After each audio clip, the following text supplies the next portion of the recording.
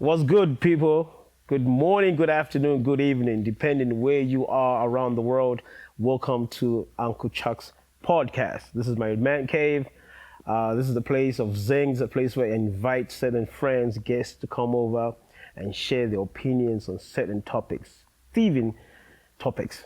At this point in time, let me take this opportunity to thank the sponsors for making this possible. Of course, Arc 360, Jägermeister, and myself. I'd like to thank myself for making this possible because I've been procrastinating on this podcast for a couple of years now. And I woke up one day and I'm like, damn it, let me get it done. So here it is, the Uncle Chuck's podcast. And thank you very much for tuning in and welcome to the new subscribers. I've got a very special guest with me today. Her name is Sarah. She's sitting right next to me. She's an artivist / ex-feminist. I hope I got it correct. Yeah, you got it correct. I got it correct. You got it correct, yeah. I was having issues with the word artist. English is not my first language. So okay. Welcome to the Uncle Chuck's podcast. Welcome to the Man Cave. How was the weekend, though? The weekend was pretty cool. Yeah. I was so relaxed. I got time to myself. I really liked it. You relaxed in Zimbabwe? Yeah. I don't take think time to relax. I don't think we have time to relax in Zimbabwe. We're too busy trying to chase that paper. But anyway, welcome to the Uncle Chuck's podcast. Welcome to the Man Cave. And first and foremost, I have no idea what an artivist is. Okay, first and foremost, thanks so much, Uncle Chuck, for inviting me here. And I'm really excited to be here. So let me share with you what an artivist is. Okay, you asked a very interesting question. What is artivism? Yeah. So first and foremost, let's us unpack it. So when we talk of artivism, we are talking of art plus activism. So when we talk of art and activism, we're using art to push for a certain agenda, to push for a certain change, to push for a certain topic in discussion, for instance, yeah. So I would define myself as an artivist, but pushing for issues to do with environmental change, environmental degradation, climate change, and the most interesting one, feminism, which I prefer now to call women art, yeah. There's art to madness. Yeah. What? There's art to love. I mean, Yeah. when you mention the word feminism, to us men, It's madness. it's madness. It's harsh. It's harsh. It's a group of very aggressive, angry women. Women. That's the way the word feminism has been portrayed to us men. But the night before, yesterday, I read a little bit about feminists, and I noticed there's different levels of it. It's not different levels of madness, no. I'm just saying there's different types of feminists out there. Exactly. You know what I mean? But Exactly. that particular one has been portrayed to us as a group of angry women, which I don't think it's a group of angry women. I mean, I stand guided. This is why you're on the show. You need to break it Exactly. down to us exactly the types of feminists that are out there. Exactly. And then I'll pick out on that particular one because we need to understand it. Exactly, exactly. So when we talk of feminism, it's a very broad term, and there are a lot of types of feminism. It's not just a single term, one blanket cover. We have the radical feminists. These, I think, they're the ones that maybe you have had an encounter with, or most people do, because they totally don't want anything to do with men. Like, they advocate for equal sexes, of which it's something. They That don't is want not. anything to do with Most men. of them, yes. But they are very much aware where they came from. Exactly. They came from us. Certain body parts. You know what I mean? I don't think they just fell out of the sky. Exactly. You know what I mean? Okay, continue. All right. It's so interesting that you just needed to make that point. I need to understand that they don't want anything to do with the men. But yet they came from us. They are part of us. Yes. You know what I mean? So maybe I think that's why maybe we have a lot and different types of them, because the radical are usually described as the extremists. Okay. And then we have the liberal feminists. These are the ones who believe in the liberation of women from different types of oppressions. Those are them. And we also have the African feminists. These are the ones who say, yes, as much as we have accommodated this Western feminism, we don't think that it suits enough our African culture and our African way of life. So maybe let's have the African feminism, which is maybe the one that I prefer more, because at least it definitely speaks to the African women. So basically, that is what I can define feminism as. And when we talk of feminism, it's a term of women that come together to fight for equality, gender equality, which on the other instance, on the other world, I think it's not really, maybe if we talk of gender equity, not equality, you know. And then these also fight against oppressions that are being imposed on women. This is what we talk when we talk of feminism. So feminism is just trying to, it's a term that was first initiated to speak on behalf of women, to at least help them to move to a certain standard in the society where they can be heard, where they can take part and sort of. But I think it was harshly accepted, or it was not really clarified to a lot of people, and the way it is now backfiring, especially to us as African women in the African society, it's really not the way it was supposed to be, I think. Okay, I picked up from the part where you say that it's a borrowed culture. Exactly. It's not an African thing. Exactly. Right. Unless it was always there, but it was not molded to this level. Exactly. You know what I mean? So it's a borrowed culture. That means if it's a borrowed culture, that means there's an agenda to it. Exactly. In this case, what is the agenda? What is the end game? I don't know exactly, because everything, I think, almost every action has a hidden agenda somehow that we might not see now, but maybe we'll discover due to some different consequences. So when we say it's a borrowed concept, we're in Africa, and this was designed in the Western continent, you know, and it's now on the African continent. We're trying to fuse it into our own African cultures. And the funny thing is, like, we are talking of Western European stuff coming into our African continent. But Africa is not a country like most of the people in Europe think.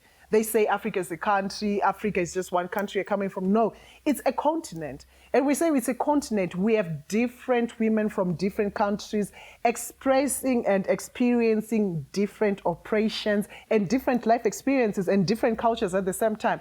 So we cannot just adopt feminism into our African culture, because we're just a whole lot of what can I say, a spreading fabric with different colors and different cultures as well. So it becomes borrowed, because the way you want it to fit in South Africa is not the way it will fit in Zimbabwe. So it becomes a borrowed term, and the way we try to put something that is borrowed, it seems like it's a patch. It doesn't fit there. So it always comes back with problems and stuff, yeah.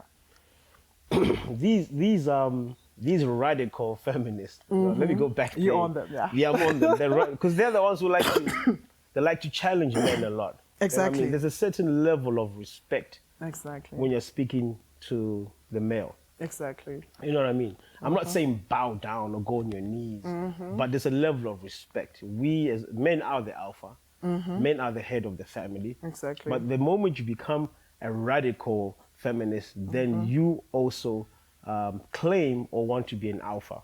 Exactly.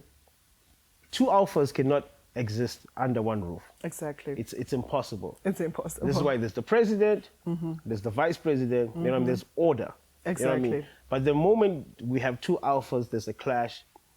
A lot of things just go wrong. And women, I'm not saying women are not meant to be leaders. You know what I mean? But there's a certain level of respect that I feel women need to give men.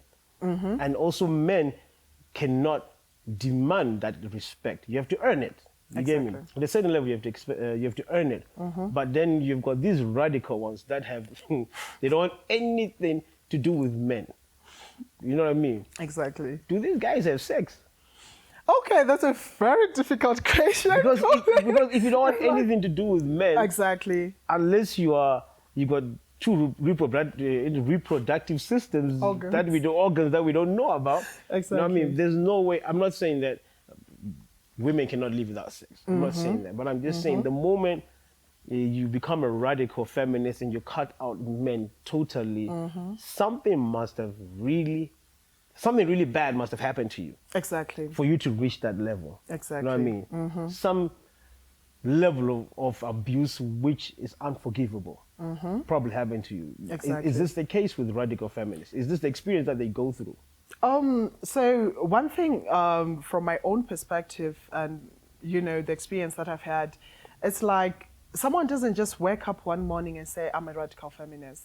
Okay. Oh, I don't think someone just wakes up one morning and say, I'm a liberal feminist. Okay. I think we are shaped into who we are through the real lived experience that we experience every time, you know. So some, if you have time to sit down and talk to them, ask them the reason behind, some have had abusive relationships. Others have been abused by their own fathers, whom they thought they're the pillars of strength, they're the providers, they're the protectors. But if abuse comes from someone whom you see as your highest, you know, pillar of strength, to you it's a totally no. No other man beats my father. No other man is above my father. So they cannot be another man in my life. So I think it's just the motive behind. And you know, we have had other men who grow up just being abusive due to the lived realities and life experiences. So maybe point in time, she might have met a man whom she might have let out her heart to, you know, this Mujolo thing and concept. And that guy promises to marry you and do all these things. And in return, obviously, as ladies, you know, we got to certain extent, you know, it's because as women, we listen more, and as men, you talk more. So some of these lived realities, the relationships we've been into, and the connection, the people around us, can even lead to other young women out there to call themselves radical. Like, maybe I can just stand alone. I don't need a man. I can just do my things on my own. Of which we have seen the consequences of some of those actions. If maybe I have seen them, others might not have, and they're still experiencing them. But I'm sure, because if you're an African, if you adopt a borrowed culture, one way or the other, it will get back to you. So I think it's the lived realities that end up giving people the ideas and the decisions they make in life, I understand they're organizations, right? These are funded organizations. Would we say these are NGOs? Not really. Not really. Okay, they are feminist funded organizations. Now, if it's an organization, right? What is the agenda of that feminist organization? I don't get it, because from what you just said, if a lady or woman or girl child is going through a certain experiences, right? Yeah. Wouldn't an organization be there to protect them in the way of bringing them back into society, bringing that trust back? Listen, I know there's some men out there that have done atrocious things to women. Exactly. And I'm not here to defend them. But I would say, if you're an organization, wouldn't it be correct for that organization to actually mold these women, try and get them to gain the trust again in men and bring them back into society? But it seems like these feminist groups, they're doing the complete opposite. We don't need men. That's what it is. I'm just put it in a broad term. We don't need men, but you're creating, you're weaponizing women to go against men, because not all men abused you. You know what I mean? Not all men put you through that trauma in your life. Yeah, exactly. But then you have these organizations who just come with salt and pepper, right? You know what I'm saying? We have discovered one of our sisters. You know what I mean? We need to weaponize her. I'm sure they now have martial arts lessons. They go for karate lessons, how to defend yourself, self-defense and all of that. It's not really necessary, because what you're doing is that you are creating a brick. From a rock, you're creating a brick. And then she's going to go home, or she's going to meet basically, you've just diverting them away from society totally. That's what I think feminists do. These so-called organizations or societies. I don't think they're African, though. Like you say, it's a borrowed culture. It's a borrowed culture. It's a borrowed culture. Yeah, that's a very interesting insight that you've just highlighted. But also to highlight, to say, these feminist organizations, they seek to help women that are oppressed. And they seek to push for women empowerment information. Because I can't say women empowerment, choose, because it's just the education that is coming. It's not something tangible, like we've been taught about empowerment. Now we are going there with capital, we are going to do this and this and this and develop ourselves. But the thing is, feminism now, since it's a borrowed term, it's more like a gun in the hand of a madman. Say that again. It's more like a gun in the hand of a madman. Because I have never seen a normal feminist. Like, don't get me wrong. All right. I'm going to be very careful how I phrase this. All right. The last time I was on TV and I tried to express myself, Exactly. I used the wrong terminology and I had the backlash as far as New Zealand. You know what I mean? So I'm going to be very careful. You just said it. It's like giving a gun to a madman. Exactly. You know what I mean? Why would they do that? Okay. Because you're trying to destabilize society. Yeah. Okay, so that is the other issue. You asked a good question. Yeah. Like, what is the agenda behind? Yeah. So the moment we don't know the agenda behind, we'll keep on having a lot of these programs coming in and in and in, you know, affecting the way people think and the way people see their culture. Yeah. Because feminism, if we are to look at it, it's more like a direct weapon hitting culture, African cultures. Feminist is against African cultures. We have patriarchy. We have to fight against that. So it's also against, some say men. Most people say, you're a feminist, you're not going to get married. You're a feminist, oh, we don't want to start war. It shouldn't be something like that. You don't want to start war. You don't want to start war.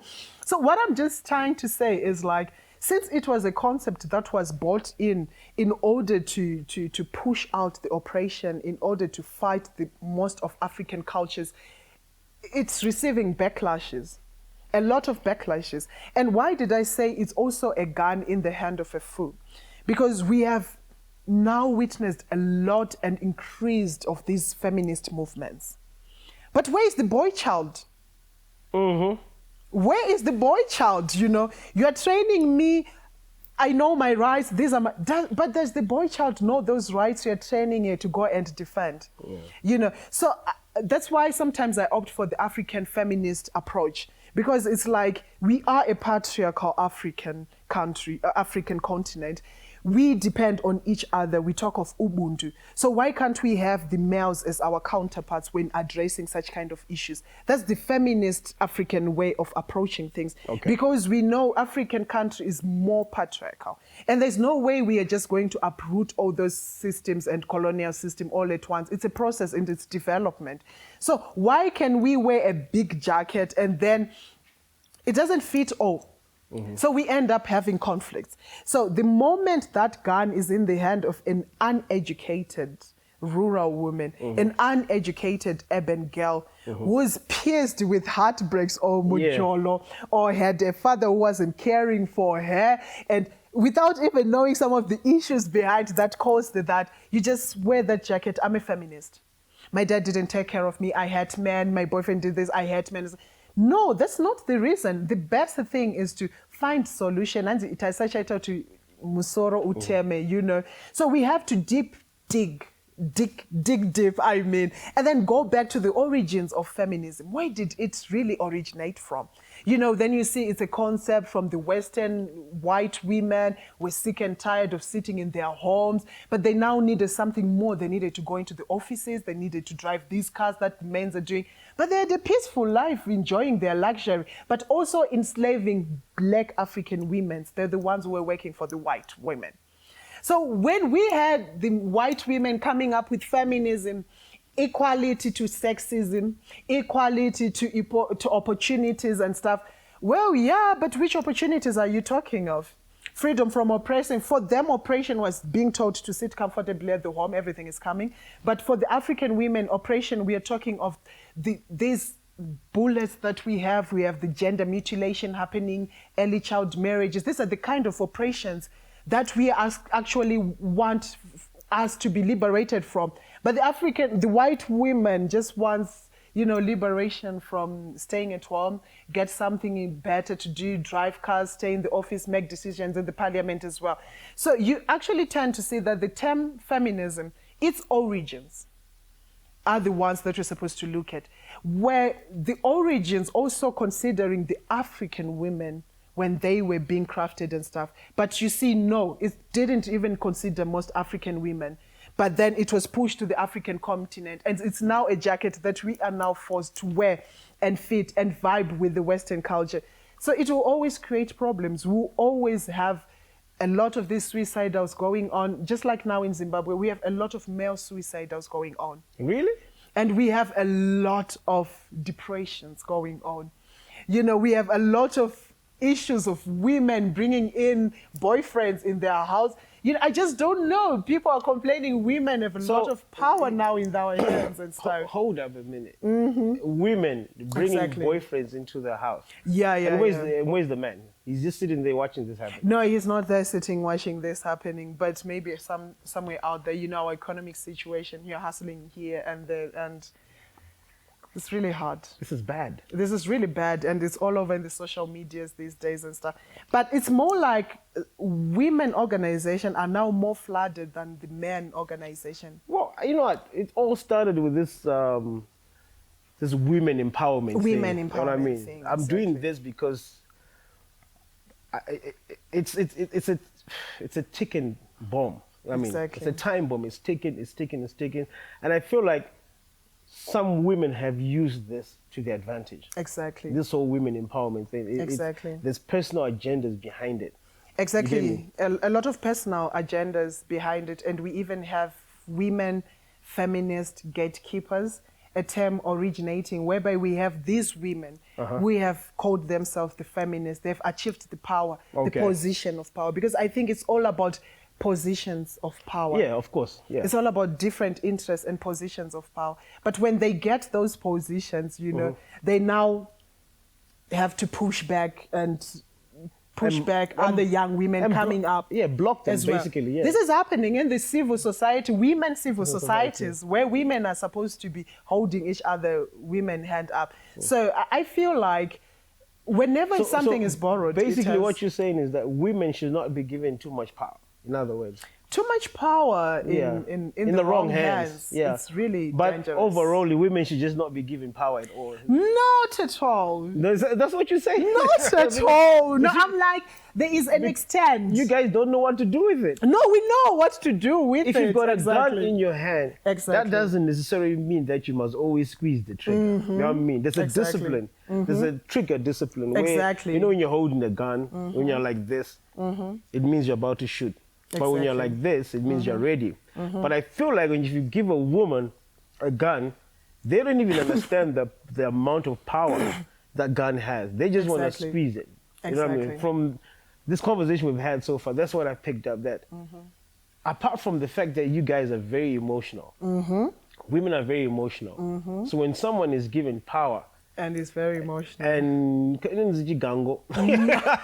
it's like a cocktail. It's a cocktail of disaster. Yeah. You know what I mean? But anyway, back to the topic. What would you say is the way forward for this? Because this is something that we cannot stop, because it's like a movement. It's a broad culture. That means there's a lot of money, there's a lot of funding that's being streamed in there. That's being put into this, and that's it's misleading and it's diluting our culture as Africans. Exactly. So now you have got a lot of these young girls who feel like they need to be heard. Exactly. It's okay to be heard. It's very okay. But what are you saying? That needs to be heard. Yes. That's the point. What exactly are you saying? Exactly. You like, we need a voice. But what are you saying? You know, I'm not saying sit back. Listen, I'm going to be very careful on this topic. It's very sensitive. So I'm not just going to say things that will chop my head off once this is streamed. But I'm just saying, a lot of women saying we need to be heard.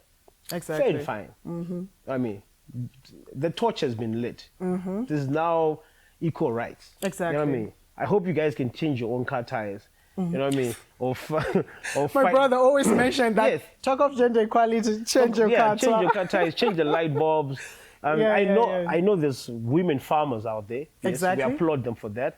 I know there's some women technicians, engineers. Exactly. We applaud them for all of that. But the bottom line remains the same. We are not equal. Exactly. That's what women need to understand.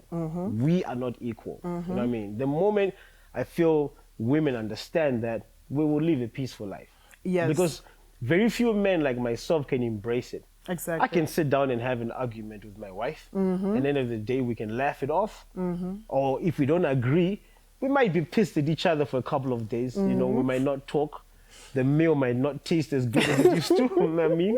But at the end of the day, Exactly. the fact that we're civil, we will eventually, you know, bump into each other in the corridor of the house and how was your day? And then everyone is back to smile. Exactly. You know what I mean? Yeah, but yeah. not all men are built that way. Some men feel challenged. You get what I'm saying? Very They challenged. feel very challenged. Yeah, Or yeah. maybe some women don't know how to talk to their men. I- Is that another way? You know what I mean? That's very interesting. I'm not saying come and say, oh, master, can I speak master? No, I'm not saying that. What Yeah, I'm yeah. saying is there's a level of respect when you're speaking to a man. And the Okay. 21st century woman has forgotten that. Okay, yeah, and now this has led to a lot of conflicts. Because when you talk of the 21st century woman, I remember growing up, sometimes charity begins at home. How you grow up and everything. True. My mom never knew about feminism. My dad didn't knew about it either. Yeah. But they lived peacefully. That's my point. She respected my dad, you know, without asking anything in it. For her, it was just something normal, and It's it was how just she was brought up. she was brought up. That's how Generation, exactly, generation, and generation, you Yes. know. So now it seems like things are now changing.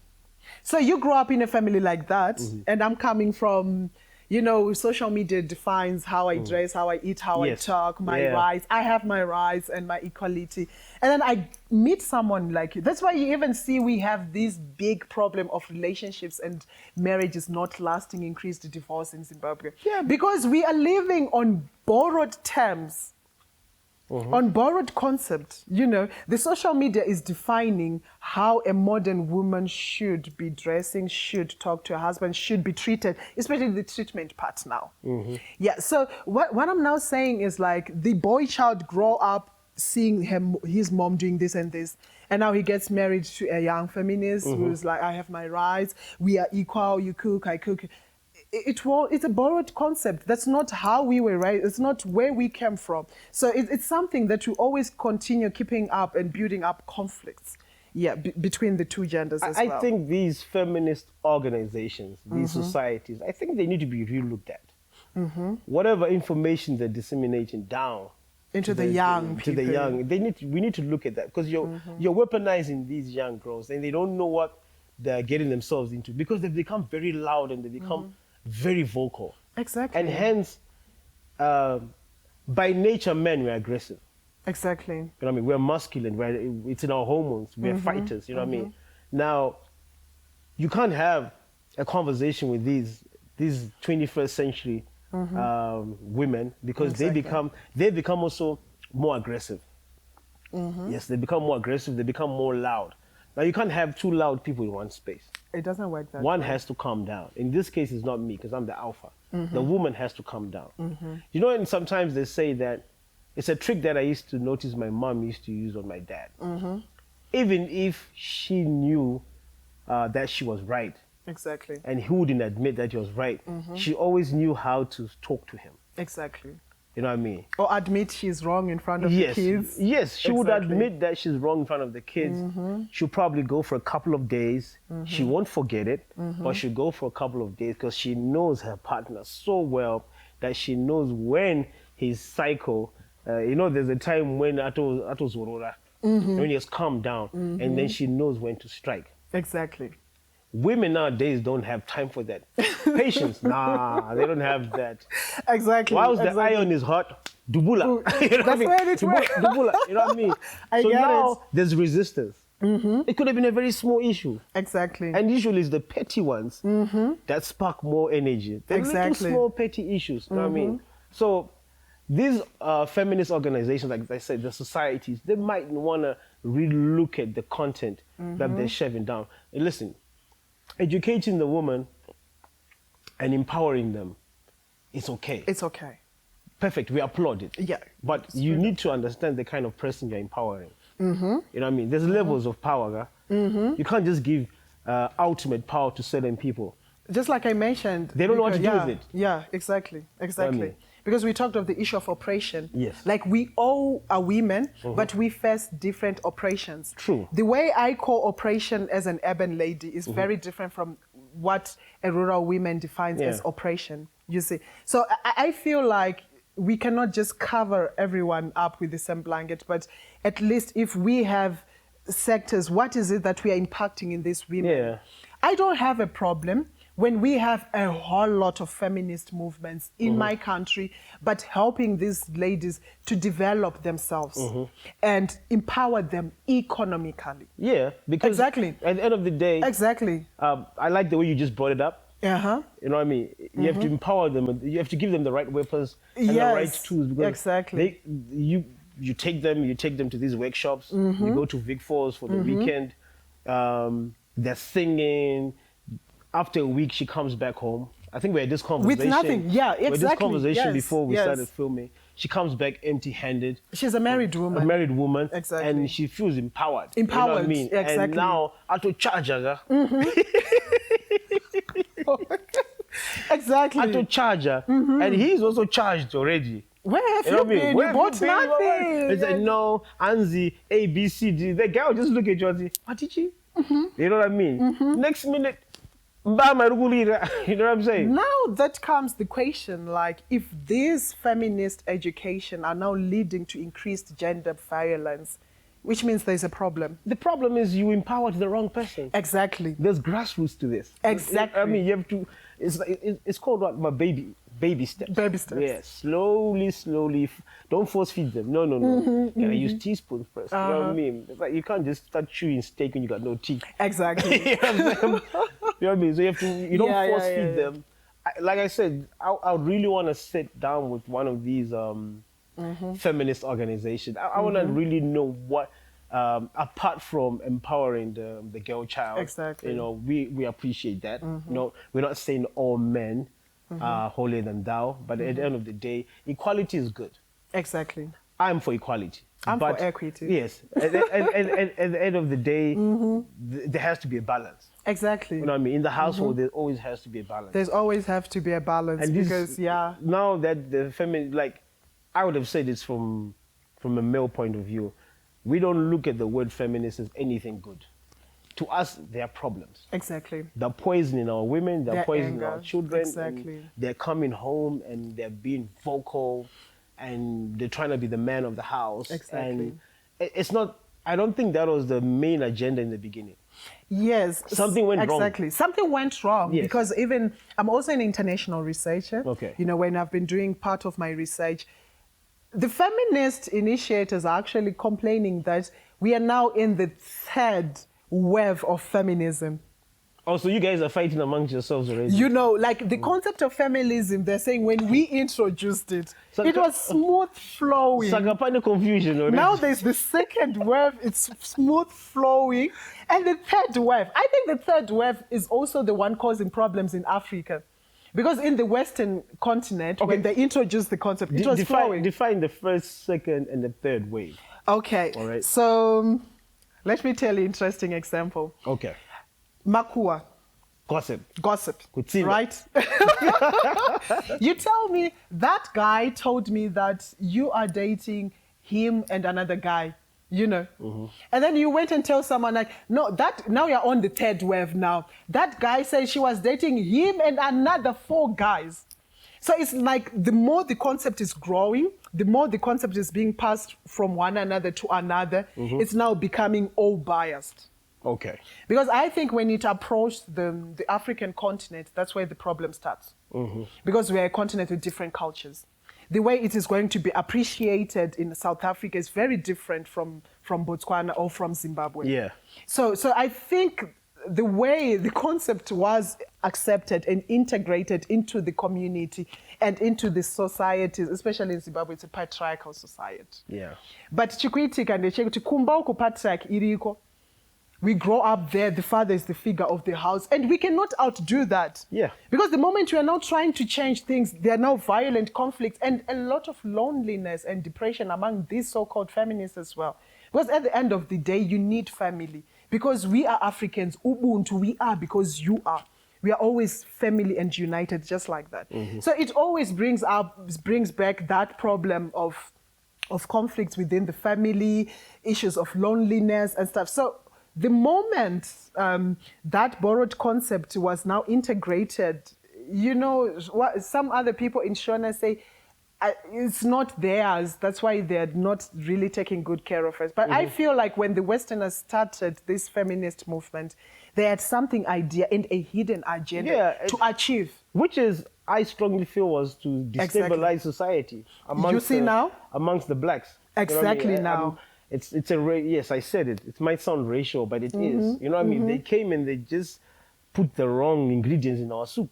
We've been drinking this soup for centuries. And was there no any other movements that was suitable for Africans, tailored for Africans in our different cultures? We don't ask that question, but as Africans, the thing that we're used to mostly is to just accept and receive and carry on with it. Just like we do, we have to look at what fashion is trending in Europe, then we have to do it. What music is happening there, we have to play it. But to an extent, we come as Africans, as Zimbabweans, who are we? The issue of identity. You know, that's another thing that you're overseeing. The issue of identity. Identity is lost right now. Identifying yourself as a feminist. Does that suit the way you've been raised, the way you're living, the way the society you live in is like? Because you can't copy an American culture and live it in Zimbabwe. No, guys, so sometimes you don't have water. You just don't vibe the same, you know. But the thing is, like, the issue of identity crisis is growing. Now we are trying to identify ourselves as feminists, maybe because of this and this. I've been angered, so let me just... No, you're an African woman. You'll always be an African Go home, woman. talk to your mom. Go home and talk to your mom. I always tell people... Talk to your aunties. Yes, you know. I always tell people, why you when we talk of badge, tinema badge atunopega. You know, you are here, your Uncle Chucks. You're a very different person. When you are not here, when you are in another office, you're Mr. What. Yes, I'm different. But the thing is, like, I'm here, I'm a feminist, I'm from the workshop. That badge, you don't know naro, mumba, you get into the home, you start to impose. No. I've always tell women, as much as we want equity, we want equality, know your position. We must define ourselves as Christianity, but even the Bible says, know your place as a woman. You're now going into the scriptures that most people understand. Maybe there's a society that you might want to look into, right? This is us brainstorming now. Let's just go. 10% ago after this idea. I'm saying, maybe we might need societies out there, you know, that will actually bring back the woman. You know what I mean? Bring back the woman. All right. It's totally the opposite of this feminist society. Listen, I'm not saying there's anything wrong with feminists. Exactly. If the agenda is pure. If the agenda is pure. You know what I mean? There's nothing wrong with it. Actually, we need it. We need them, exactly. Just that, as for men, we don't have these groups. We don't have, we have one, it's called the Stingy Men's Association. I've heard of that. I don't know if it exists, but if it does, I shall be chairman of that group. I'm saying. All right. Just to say, men, we don't have these societies. You know what I mean? We don't sit down to have a little pungwe meeting with random people and try and mislead each other. Men don't do that. It's just we go to the bar and we talk about Liverpool. If I have a situation, I will talk to maybe 1 or 2 individuals. As men, and this is somebody who's very close to me. I'm not going to go out there and sit in a room full of strangers and preach, because we are the alpha. We're not supposed to show fear or show pain. We're not perfect, but we are supposed to be the pillar of strength. Exactly. So we cannot be seen to be soft. Although we are hurting inside, although we do cry, yes, men do cry, you know what I mean? But it's for 2 seconds, like, then we are done. You know what I'm saying? We excel pain and we are done. But then at the end of the day, we don't go and have little groups and we drink. We talk about women. We talk about football. We talk about violence. You know what I mean? That's the therapy that men go through. Exactly. But once in a while, we've got an uncle that we can have a conversation with. You know what I mean? That's the difference between us and you guys. Exactly. And we don't mislead or discourage each other. Men don't do that. I'm speaking for myself. I'm speaking on behalf of all. I'm not speaking men of all out there. No, there's some sellouts out there. Yeah. I see you, because some men who are sellouts out there. You know, we can sit down and say we're all going to do this, grab our beers, cheers. 2 minutes later, Jabulani goes shot left. You know what I mean? Jabulani will take a shot left and it'll like sell out. Those we call feminist allies. We need them on our You see, side. I was waiting for you guys have spies amongst the men. You know what I mean? But anyway, Exactly. on the real, you know what I mean? We can sit down and joke about this. You know, we can laugh about it.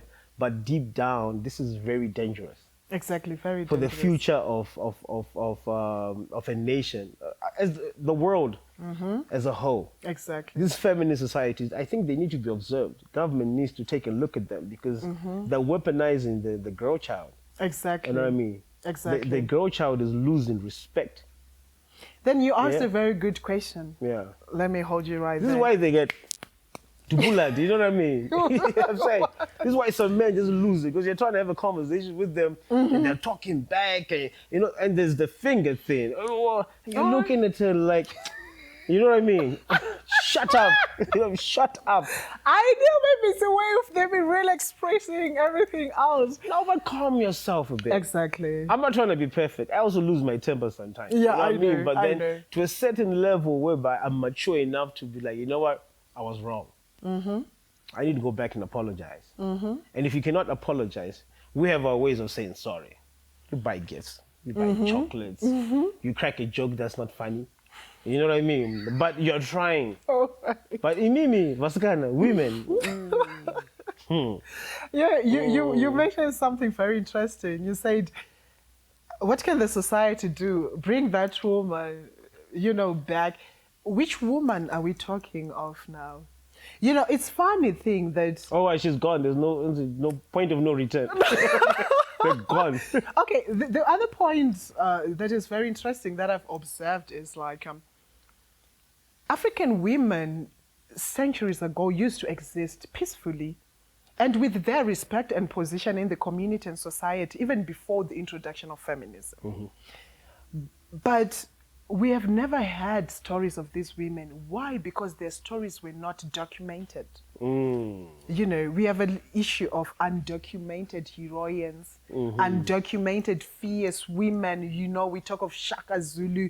You know, there were fierce women in the Zulu kingdom that lived point in time, but they were never labeled as feminists. Maybe they were worse than Shaka. Maybe. You know, in Zimbabwe, we have had stories of Mbuyane and now seem They like they're were- myths and what. They were worse than Shaka. So we had to eradicate them from history books, because they'll make Shaka look soft. So, you know, when you're following the history of feminism from the Western side, where it all started, they have these histories of these women well documented. Yeah. Why they did this, why they started off this, what they had experiences, and what their experiences were, and where they're going from there. Those are documented story with evidence, and they can easily refer you back to, I'm a feminist because look at this, our liberation hero, this one did this and this and this and this. They have a reason. As Africans, our stories were not documented, of which I'm sure that in all different countries we have powerful women. We have led by great examples. They were not defined as feminists. They were not against the African cultures, but they made impact in the community. Yeah. It's the unfortunate part that the stories were not documented, but we have such kind of women.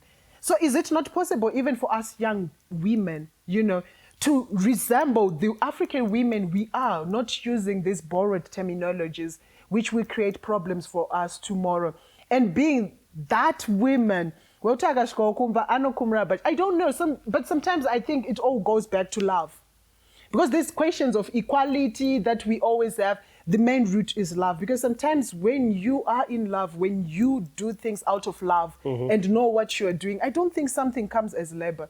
I don't think there's need for you to compete to be equal to the husband, because I'm sure the things we are talking of masculinity.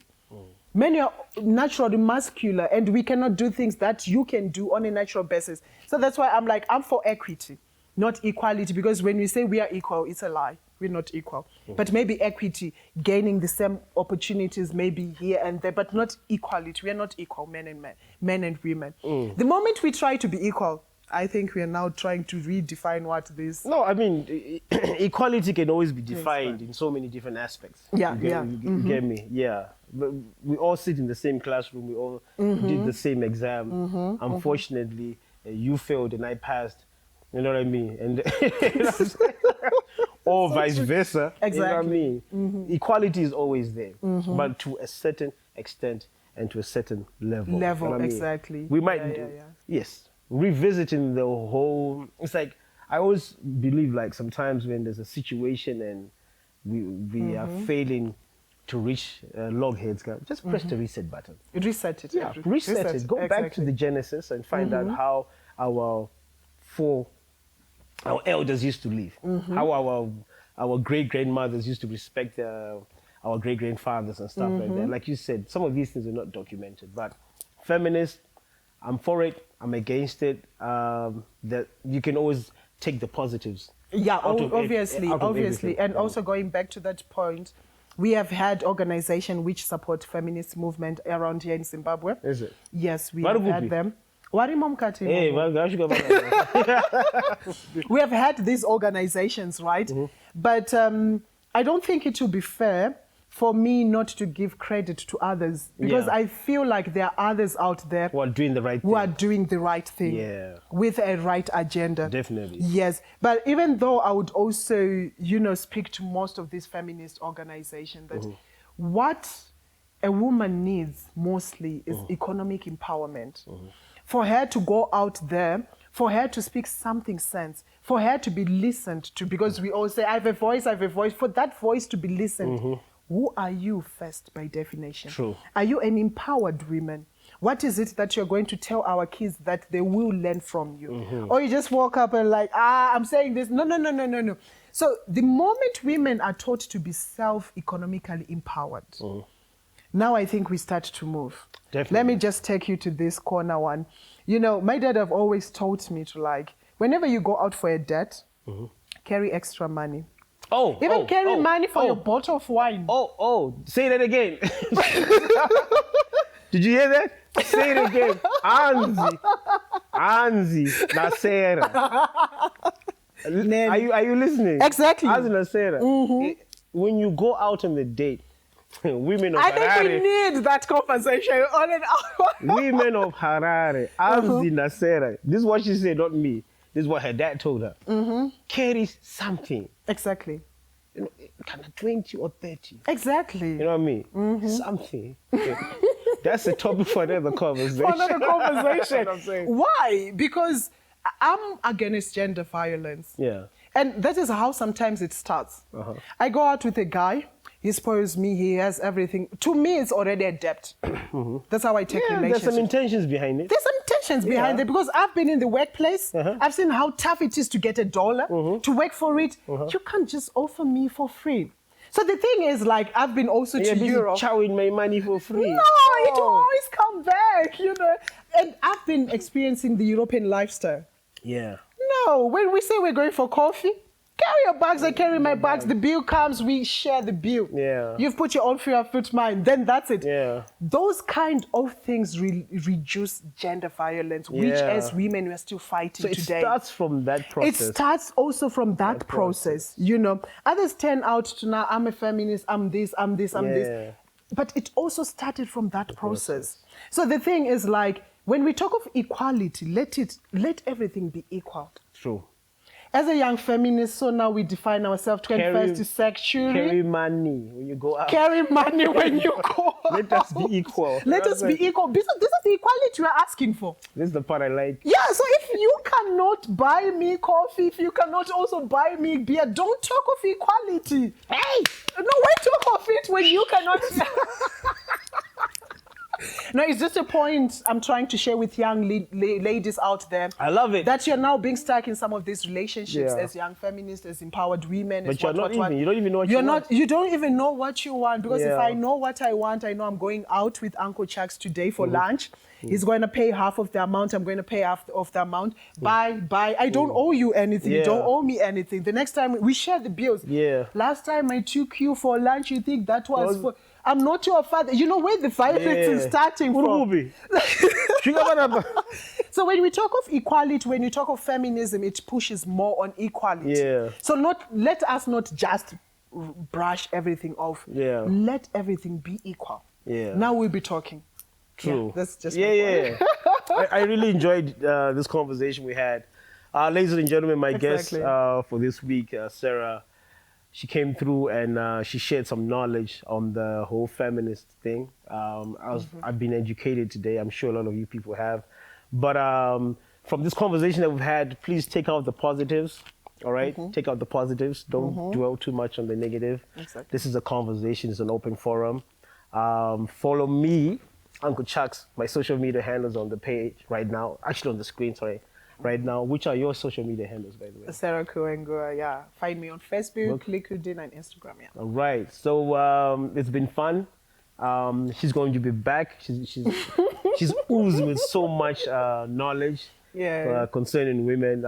We can only sit in the Uncle Chuck's cave and listen and throw in a couple of our own ideas.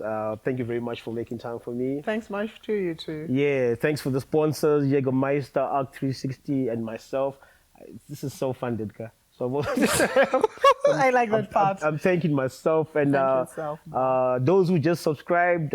Please tell your friends about this amazing podcast called Uncle Chucks. A lot of crazy topics are gonna come in throughout the season, and God bless you and have a good one. We'll see you next week.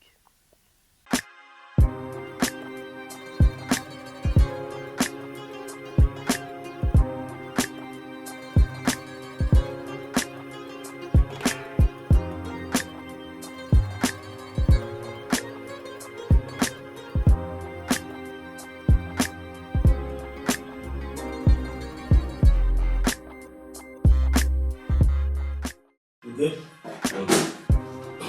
Right. Let me do the tissue test thing.